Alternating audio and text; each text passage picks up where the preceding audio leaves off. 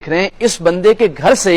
6000 करोड़ रुपया बरामद हुआ है और ये सिंध का साबिक सूबाई वजीर है और ये साबिक सदर आसिफ अली जरदारी साहब का बहुत करीबी साथी और बिलावल भुट्टो जरदारी साहब का बहुत करीबी साथी है। और सुनते जाइए और शर्माते जाइए कि इस बंदे के वॉशरूम से, इस बंदे के घर की दीवारों से पैसे निकाले गए, इसके बेड के नीचे खास तय खाना बनाया गया था, वहां से पैसे निकाले गए, इसके नौकर के घर से पैसे पकड़े गए और इसका जो नौकर था उसने आगे कई नौकर रखे हुए थे अपने लिए, उनके घरों से भी पैसे बरामद किए गए। और फिर और सुनिए कि जनाब ये सारे पाकिस्तानी पैसे नहीं थे, पाकिस्तानी पैसों को अमरीकी डॉलर्स में कन्वर्ट करा के, पाकिस्तानी पैसों को रियाल के अंदर कन्वर्ट करा के, पाकिस्तानी पैसों को दिरहम के अंदर कन्वर्ट करा के, पाकिस्तानी जो करेंसी है उनको यूरो के अंदर कन्वर्ट करा के ये जनाब ये पैसे रखे गए थे। ये नैब ने बताया है, मैं अपनी तरफ से नहीं बता रहा, पाकिस्तान का जो नेशनल अकाउंटेबिलिटी ब्यूरो है नैब, उसने बताया है कि जनाब ये मुकेश कुमार चावला साहब सिंध के साबिक सूबाई वजीर हैं और अब इनके साथ जो 60 अफसरान हैं ब्यूरोक्रेसी के, ये आप देख सकते हैं जनाब, ये जियो न्यूज ने भी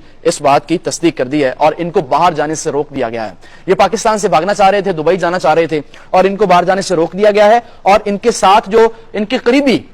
60 से ज्यादा सरकारी अफसर हैं उनके नाम भी स्टॉप लिस्ट में शामिल कर लिए गए हैं। जब आपने किसी बड़े आदमी के ऊपर हाथ डालना होता है, ये उसूल भी है, तो आप पहले उसके करीबी साथियों को पकड़ते हैं। वो जो करीबी साथी आपको इंफॉर्मेशन देते हैं वो फिर आप उस बड़े आदमी तक पहुंचने में आपको आसानी हो जाती है। तो अब आप ये कह सकते हैं, हमारे ज़राए ने हमें यह खबर दी है, आप सोच सकते हैं, हम भी सोच सकते हैं, हम अंदाजा लगा सकते हैं कि अब अगली बारी जो है वो जरदारी साहब की हो सकती है या मुकेश कुमार चावला साहब के साथ जो बाकी वज़रा हैं, जिनमें मुराद अली शाह साहब हैं, वो वज़ीर इत्तलात रहे शर्जील इनाम मेमन साहब और बहुत से वज़रा हैं, उनकी बारी भी आ सकती है जो कि